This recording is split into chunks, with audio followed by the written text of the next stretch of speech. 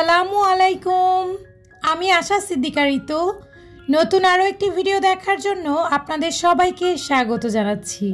আশা করছি কাছে দূরে যে যেখান থেকে আমার এই ভিডিওটি দেখছেন সবাই অনেক ভালো আছেন, আর আমিও আল্লাহ তাআলার অশেষ রহমতে আলহামদুলিল্লাহ অনেক ভালো আছি। বেশ কয়েকদিন ধরেই আমার বাসার স্ন্যাক্স আইটেমের খাবারগুলো শেষ হয়ে গিয়েছিল, তো এই কারণেই গতকাল সন্ধ্যার পরে চলে গিয়েছিলাম বাজার করতে। আর বাজার করে ফিরতে ফিরতে মোটামুটি রাত 10টা বেজে গিয়েছিল। যেহেতু দিনের বেলায় অনেক গরম, তো এই কারণেই চেষ্টা করেছি রাতের বেলায় বাজারে যাওয়ার জন্য। তো বাজার করে এসে অনেক রাত হয়ে গিয়েছিল, এই কারণে সেভাবে আর তেমন কিছু আনপ্যাক করা হয়নি।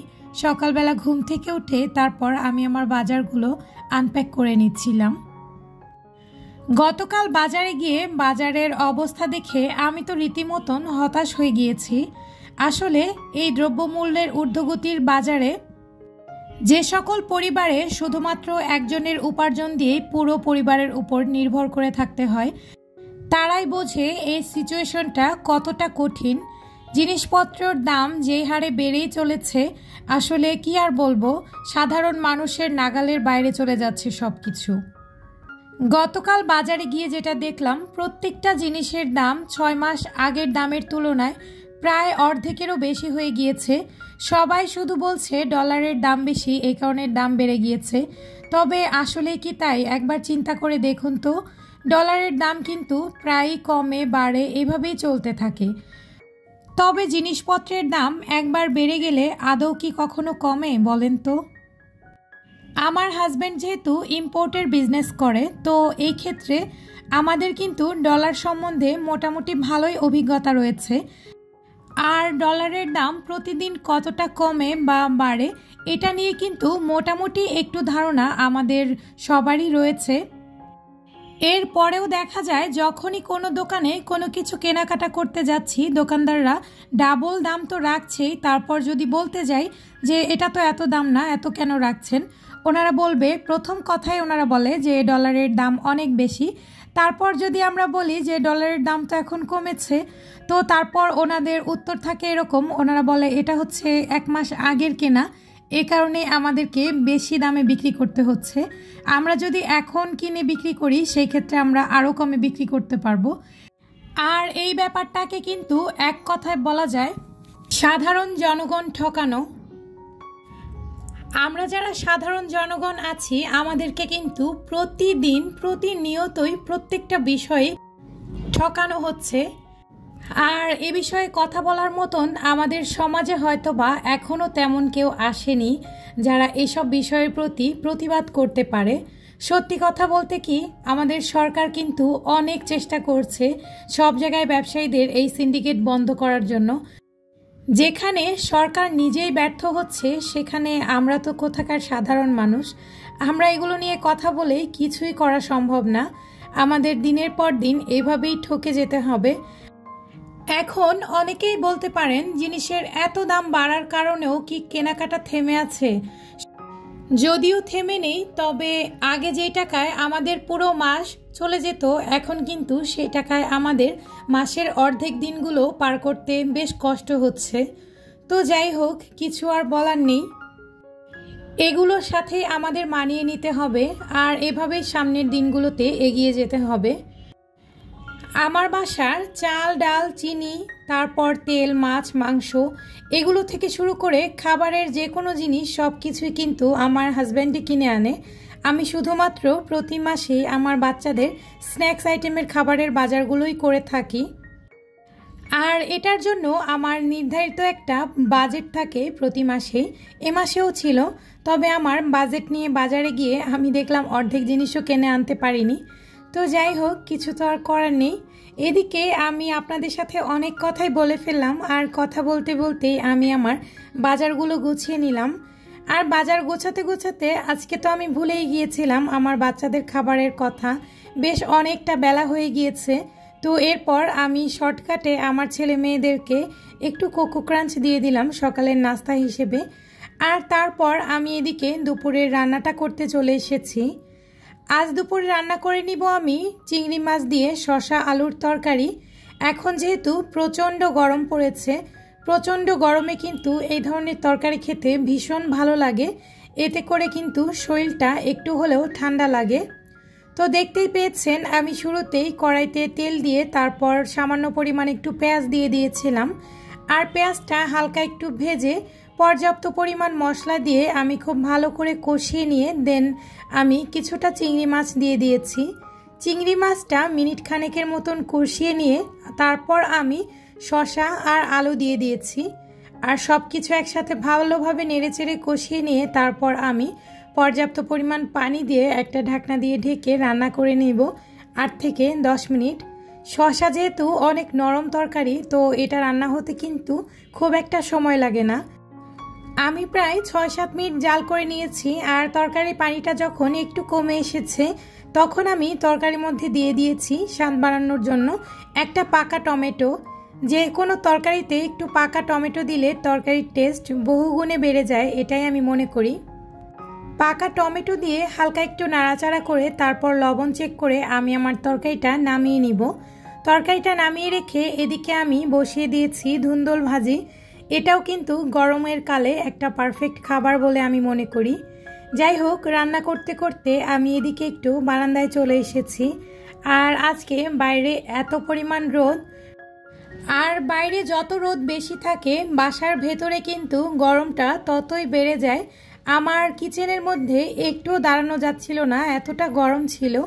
তো আমি আজকে রান্নাবাড়িগুলো এখানে স্টপ করেছি, তেমন কিছু আর রান্না করলাম না। এদিকে সকালবেলা আমার বুয়াটা আদা রসুন ছুলে কেটে দিয়ে গিয়েছিল, তো এগুলো আমি ব্লেন্ড করে তারপর ফ্রিজে রেখে দিচ্ছিলাম। গরম বেশি পড়ার পর থেকে আমরা কেন জানি না রাতের খাবারটা খুব একটা খাই না, রাতে হালকা পাতলা খাবার দিয়েই চালিয়ে নিচ্ছি।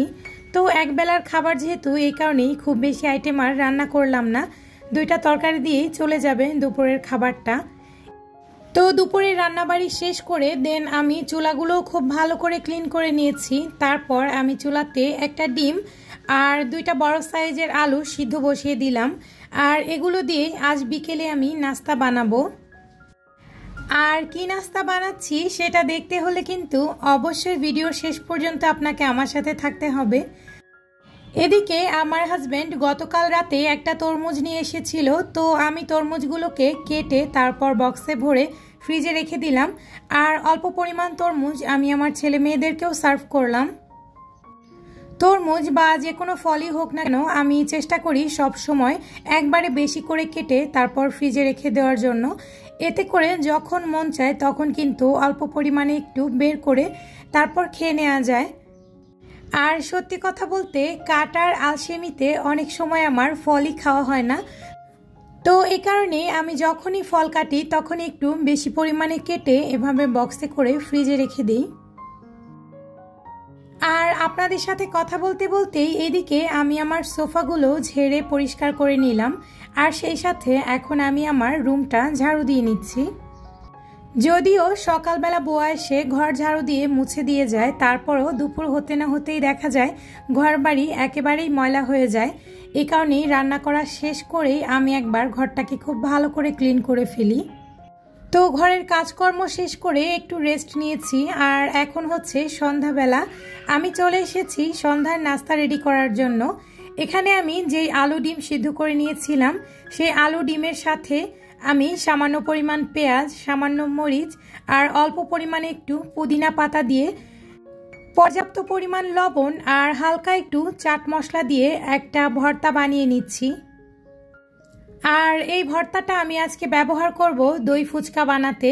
এখানে আপনারা চাইলে ডিমটা অ্যাভয়েড করতে পারেন, তবে আমার কাছে পার্সোনালি ডিম দিয়ে এই আলুর ভর্তাটা বানালে খুব বেশি ভালো লাগে ফুচকাটা খেতে।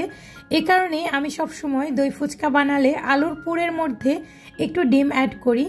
তো এদিকে আমি চুলাতে একটি কড়াই বসিয়ে দিয়েছিলাম, তারপর সামান্য পরিমাণে একটু ভাজা তেল দিয়ে দিলাম। আর তেলের মধ্যে দিয়ে দিলাম ফুচকা। এগুলো রেডি টু কুক ফুচকা ছিল, আমি কিনে এনেছিলাম, সকালে আপনাদের সাথে শেয়ার করেছি। তো ফুচকাগুলো তেলের মধ্যে দেওয়ার পর দেখুন কি সুন্দর ফুলে গিয়েছে। আর ফুচকাগুলো ভাজা কিন্তু অনেক ইজি, জাস্ট 20-30 সেকেন্ড তেলের মধ্যে নাড়াচাড়া করে নিলেই একদম ফুচকাগুলো ফুলে অনেক বড় বড় হয়ে যায়, সেই সাথে খুব সুন্দর একটি কালারও চলে আসে। দেখতেই পাচ্ছেন আমার ফুচকাগুলো ভেজে নেওয়া হয়ে গিয়েছে।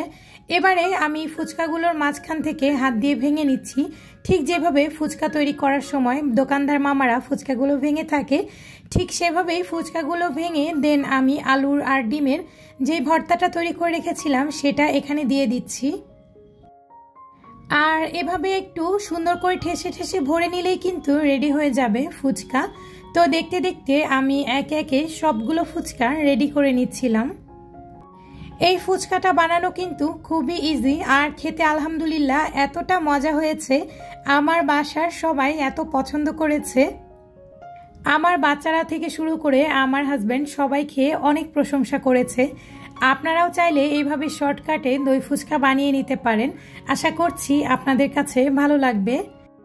এদিকে সবগুলো ফুচকা আমার পুর দিয়ে ভরে নেওয়া হয়ে গেলে উপর দিয়ে দিয়ে দিচ্ছি দই। এখানে দইয়ের ব্যাপারটা একটু বলে রাখি, 1 কাপ দই নিয়ে আমি খুব ভালো করে ফেটিয়ে নিয়েছি, আর তারপরে আমি পর্যাপ্ত পরিমাণ দই এক একটা ফুচকার উপরে দিয়ে দিচ্ছিলাম। আর তারপর ডেকোরেশনের জন্য আমি উপর দিয়ে একটু চানাচুর ছড়িয়ে দিচ্ছিলাম। যদিও দোকানে চিকন চিকন এক ধরনের ঝুরি ভাজা দিয়ে সার্ভ করে, তবে আমার কাছে সেই ঝুরি ভাজাটা ছিল না, এ কারণে আমি চানাচুর দিয়েই সার্ভ করলাম। আর সবশেষে উপর দিয়ে ছড়িয়ে দিলাম হালকা একটু চাট মশলা।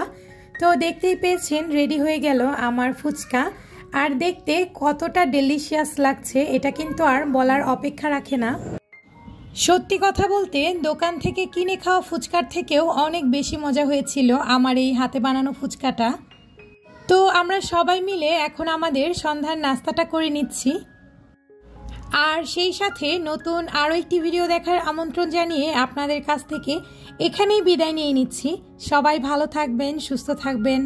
আল্লাহ হাফিজ, আসসালামু আলাইকুম।